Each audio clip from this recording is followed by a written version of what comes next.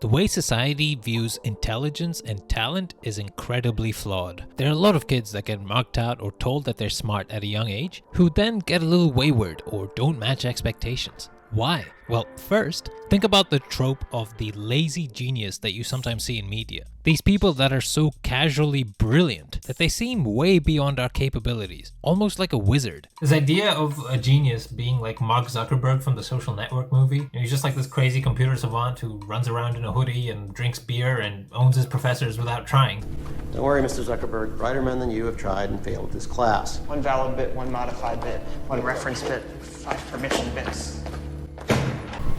That is correct. I think that idea of genius is not only harmful, I think it's downright not true, at least in most cases. It doesn't show the countless hours that goes into getting that person to that stage. How his parents raised him, maybe he got to fiddle around with computers from a young age. Little practices, little habits, maybe little bits of luck that end up scaling in a big way over a long period of time. There's a wide acceptance and perpetuation of this idea that smart people are just built different. And I think this idea can lead to some crappy outcomes. I was told quite a lot growing up that I was a smart kid, that I had a lot of potential. That word was thrown at me a lot, potential. And this may sound weird to say, but I think that is one of the worst things someone with authority, like a parent, a teacher, or an older sibling, can tell a child. Personally speaking, I have formed this horrible habit of not wanting to challenge my brain too much, especially with things I find boring. I will readily give up unless you place like really high stakes. The problem is, you start to buy your own hype. I genuinely thought I was really smart. In this moment, I am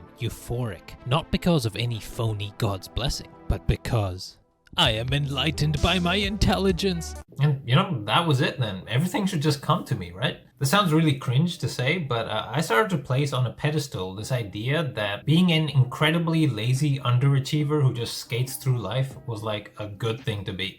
People who work hard, like, yeah, that's admirable, but isn't it so much cooler to just turn up and get similar results? I think generally you should minimize the amount that you praise a child's ability and instead try to focus on their effort levels. So if they do well in an exam, try not to say, wow, what a smart boy. You should say, wow, I'm proud of the hard work you did. I think we're all very malleable, and I think increasingly there's more evidence to suggest that. Just how malleable, how much plasticity exists in the brain, even through adulthood. I think this hasn't been emphasized enough in society, especially towards children. It's assumed that we all just have like these set talent levels that we're given at conception. And that's a fairly rigid thing that will have a big impact in your life. So that assumption, along with the external validation I'd get, really shaped some of the shittier parts of my mindset and provided a foundation for me to develop bad habits. In late high school, that shit caught up to me. Up to that point, I could basically skate through life. I wouldn't do homework until the last second, if at all. I wouldn't study, and that was fine for the most part. I got good grades, teachers liked me. I used to think that was because I'm smart. But now that I think about it, as a young kid, my mom would spend a lot of time just sitting and reading with me. I was literally given books all the time to read. Not every kid gets that. In fact, most probably don't. And for a while, it did put me ahead of a lot of other kids in school. I guess my point with this story is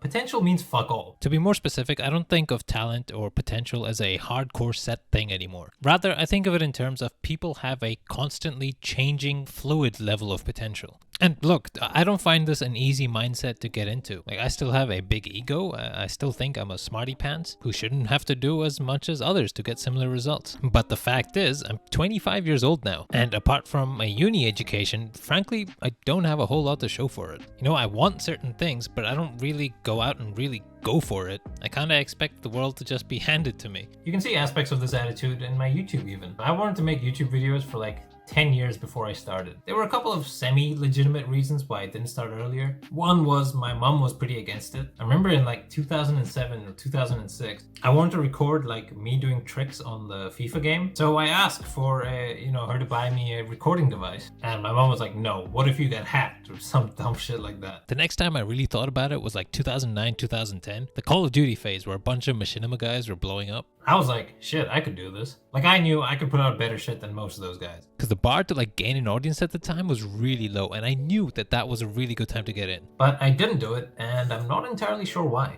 I think to boil it down, I was just kind of a pussy. And a bit of that slacker mentality I had played into it too. Yeah, there were mitigating factors like the mom thing and my internet was dog shit. So in Australia, I think we had about a 1 MB download till about 2014, at which point it got up to about 2 MB. And I shit you not, for years we had like 0.2 up, something like that. It was insane. I don't know how I survived. But it was kind of a barrier to making videos, right? But again, these were things I probably could have gotten around if I really wanted to. I could have convinced my mom. I can get around shitty internet. It'll take a while to do things, but I can still do it. All these years, I would have had an outlet for my opinions. All the random internet dramas that had gone by, I could have played some part in them, you know? It would have been funny as fuck. I was genuinely a bit resentful about this, not gonna lie. But then a couple years back, I was like, man, stop being a cringe baby, you dumbass. You know, the difference between you and the people that have big channels is that they had the balls to go do it and put themselves out there, which in and of itself is not an easy thing to do. You know, if you want to grow now, you have to treat it like a proper business. It is a competition and you have to be better than other people. But then again, I'm not really considering TikTok, you know, where people just like do a dance and suddenly they have 1 billion followers. I don't know, maybe I'm wrong. If I really wanted to grow, there are so many things that I should be doing. But I just don't because of some weird complex that somehow I'm above that. Like, I shouldn't have to do this thing that the rest of the unruly masses does. The rewards should just come to me, you know? Because I'm just that worthy. It's like a subconscious, stupid, cringe mindset that I actively have to fight. I don't know, maybe in time I will have like a different mindset about it and, you know,